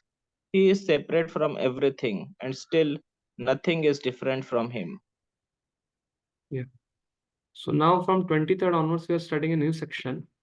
So here, after analyzing Ekapad Vibhuti and Tripad Vibhuti, who's eligible to be in Ekapad Vibhuti, who's eligible to go to Tripad Vibhuti, and what is the favor of the Lord towards Ekapad Vibhuti and Tripad Vibhuti. And from 23rd verse to 30th verse, Brahma substantiates from his own experience that Supreme Lord is the material cause of this universe. Basically, Garbhodaksha is alone. There is nobody. He only creates Brahma, secondary creator. And from him only everything comes, from Yajna, from Kushagras, from all the 23 elements, from all the 84 lakh species. From Lord's body only everything emanates. So that is what Brahmaji is going to say next from 23rd to 30th verse. We'll see now. Yadasya nabhyam nalinad aham asham mahatmanah navidam yajna sambaran Purushayam Rate. So Brahma is telling that I came from the Lord. Yes, Prabhu. Yes, Mataji. Can you repeat? Translation. When I was born from the abdominal lotus flower of the Lord Mahavishnu, the great person, I had no ingredients for sacrificial performances except the bodily limbs of the great personality of Godhead. Yes. You need the purport. Yeah, sure. Lord Brahma, the creator of the cosmic manifestation, is known as Swayambhu, or one who is born without father and mother. The general process is that a living creature is born out of sex combination of the male father and the female mother. But Brahma, the firstborn living being, is born out of the abdominal lotus flower of the Mahavishnu, plenary expansion of Lord Krishna. The abdominal lotus flower is part of the Lord's bodily limbs, and Brahma is born out of the lotus flower. Therefore, Lord Brahma is also part of the Lord's body. Brahma, after his appearance in the gigantic hollow of the universe, saw darkness and nothing else. He felt perplexity, and from his heart he was inspired by the Lord to undergo austerity, thereby acquiring the ingredients for sacrificial performances. But there was nothing besides the two of them, namely the personality of Mahavishnu and Brahma himself, born out of the bodily parts of the Lord. For sacrificial performances, many ingredients were in need, especially animals. The animal sacrifices is never meant for killing the animals, but for achieving the successful result of the sacrifice. The animal offered in the sacrificial fire is, so to speak, destroyed, but the next moment it is given a new life by dint of the Vedic hymns chanted by the expert priest. When such an expert priest is not available, the animal sacrifice in the fire of the sacrificial altar is forbidden. Thus, Brahma created even the sacrificial ingredients out of the bodily limbs of the Garbhodakashayi Vishnu, which means that the cosmic order was created by Brahma himself. Also, nothing is created out of nothing, but everything is created from the person of the Lord. The Lord says in the Bhagavad Gita 10.8, Aham sarvasya prabhavo mattah sarvam pravartate. Everything is made from my bodily limbs, and I am therefore the original source of all creations. So the impersonalist argues that there is no use in worshipping the Lord when everything is nothing but the Lord himself. The personalist, however, worship the Lord out of great sense of gratitude, utilizing the ingredients born out of the bodily limbs of the Lord. The fruits and the flowers are available from the body of the earth, and yet Mother Earth is worshipped by the sensible devotee with ingredients born from the earth. Similar, Mother Ganges is worshipped with the water of the Ganges, and yet the worshipper enjoys the result of such worship. So, worship of the Lord is also performed with ingredients born from the bodily limbs of the Lord, and yet the worshipper, who is himself a part of the Lord, achieves the result of devotional service to the Lord. So, while the impersonalist wrongly concludes that he is the Lord himself, is the personalist, out of great gratitude, worship the Lord in devotional service, knowing perfectly well that nothing is different from the Lord. The devotee therefore endeavor to apply everything in the service of the Lord, because he knows that everything is the property of the Lord and that no one can claim anything as one's own. This perfect conception of oneness helps the worshipper in being engaged in his loving service, whereas the impersonalist, being falsely puffed up, remains a non-devotee forever without being recognized by the Lord. Yes.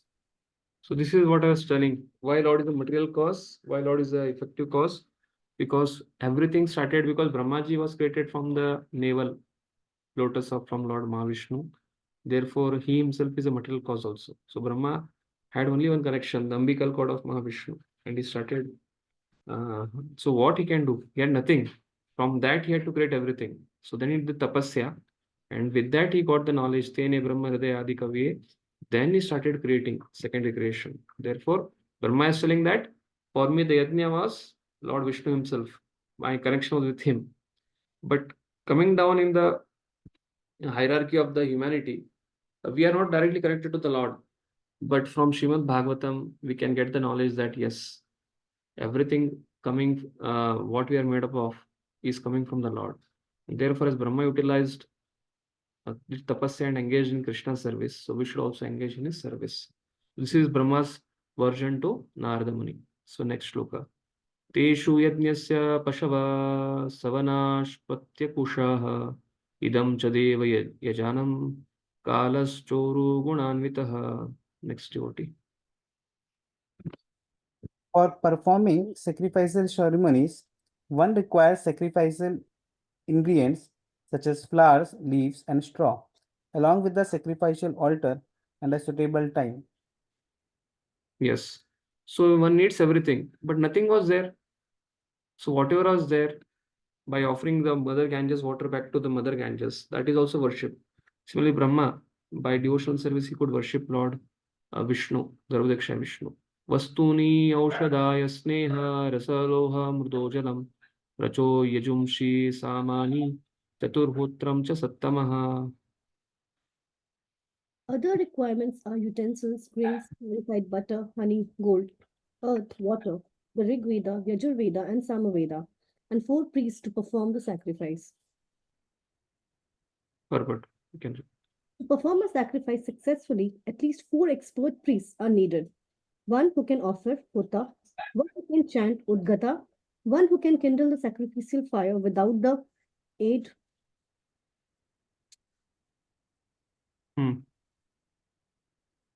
without the aid of separate fire, Advaryo, and one who can supervise Brahma.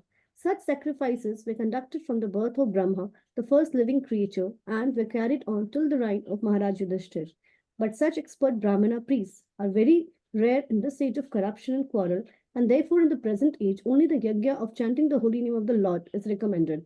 Scriptures enjoin Hare Nam eva kevalam, kalau nasti eva nasti, eva gatir anyatha. Yes.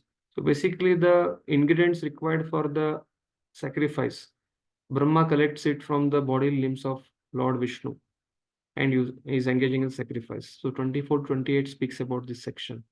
So therefore is collecting all these ingredients mentioned in 23-24 from the limbs of Lord himself. Namadeyani mantrascha dakshinascha vratani cha devatanukrama kalpa sankalpas tantrameva cha.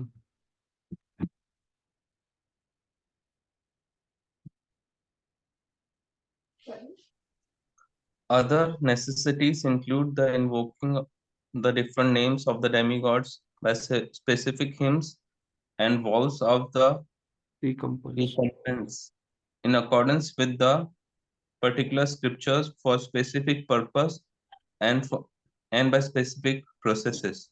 Yes, Prabhu. So we'll go to the next shloka. It speaks about it speaks about the traditional Vedic sacrifice where Adayaryu and different Hota, Adgata, their recitation should be perfect. Prabhupada concludes with the ultimatum of Lord Chaitanya. What is recommended, since the ultimate aim of the life is spiritual realization, the direct way of invoking the holy of Lord, as mentioned above, is precisely recommended by Lord Chaitanya, and people of modern age can easily take advantage of this simple process, which is tenable for the condition of complicated social structure. Basically, this shloka speaks about the further steps of how the sacrifice concludes. One has to offer the fruit, Brahman has to be there. It's a sacrifice.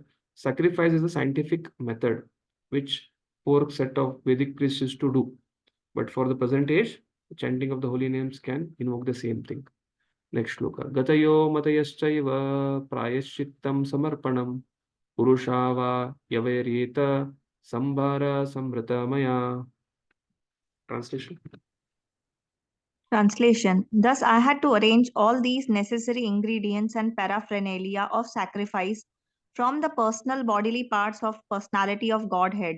By invocation of demigods' names, the ultimate goal, Vishnu, was gradually attained, and thus compensation and ultimate offering was complete. Yeah. Should I read the purpose? Yes, Matash. In this verse, special stress is given to the person of the Supreme Lord and not to his impersonal Brahma Jyoti as being the source of all supplies. Narayan, the Supreme Lord, is the goal of sacrificial results, and therefore the Vedic hymns are ultimately meant for attaining this goal. Human life is thus made successful by pleasing Narayan and getting entrance into the direct association of Narayan in the spiritual kingdom of Vaikuntha. Yeah. So 23rd, 24th shloka spoke about the ingredients.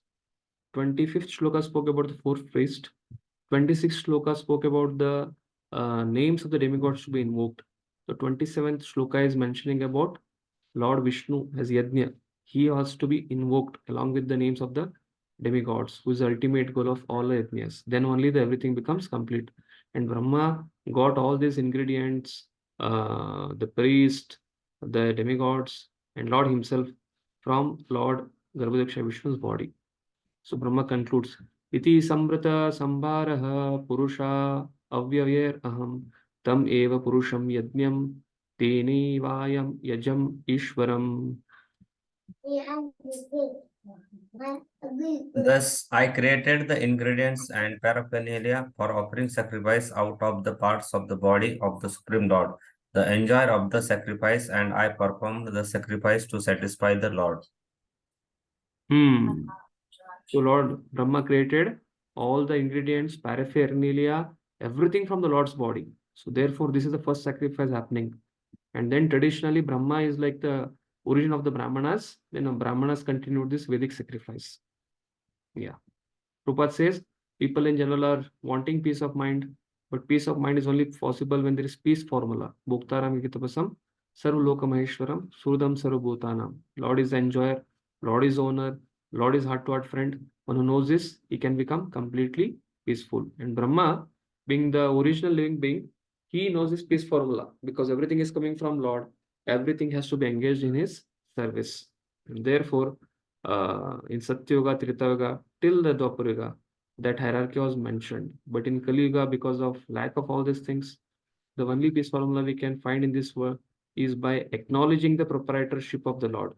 So in the previous days, it was because of yajna, sacrifice, but now it is chanting of the holy names. Therefore, Prabhupada concludes, therefore, there is no peace in the world. If men at all want peace in the world, they must practice sacrifice in the interest of the supreme proprietor and friend of all.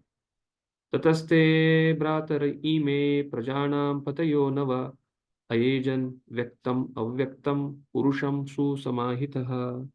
Yeah, next devotee.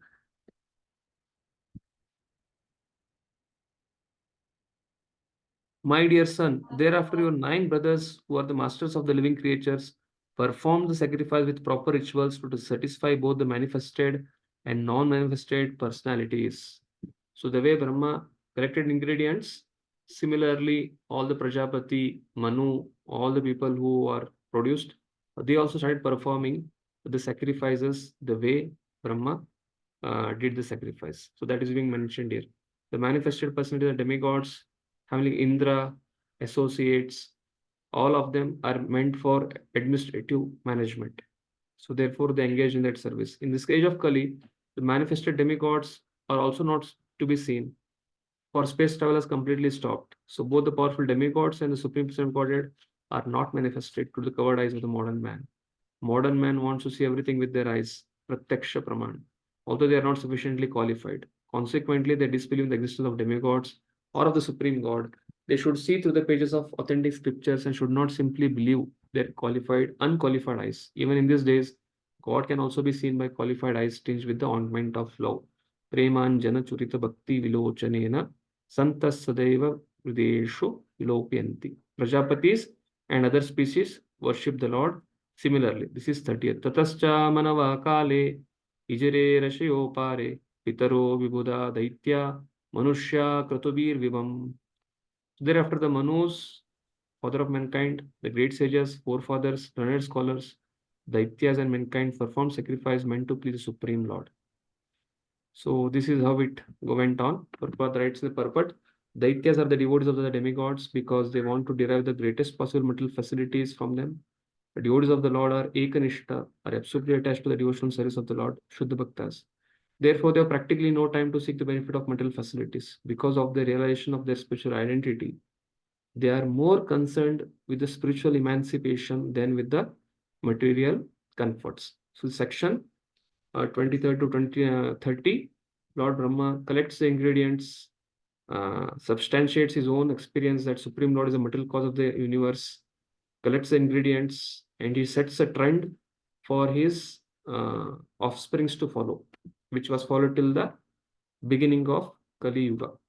So we end this section here.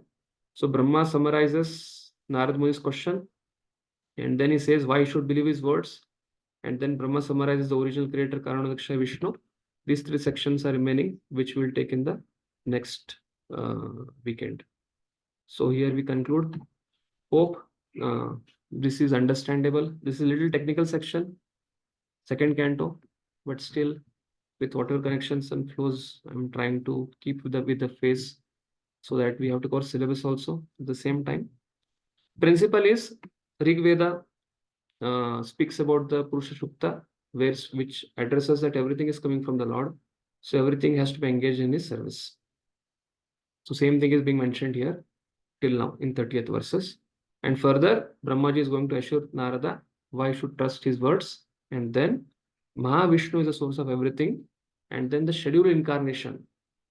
So that is 7th chapter speaks about different incarnations for this universe. So that is the next chapter. Okay, any questions if you have?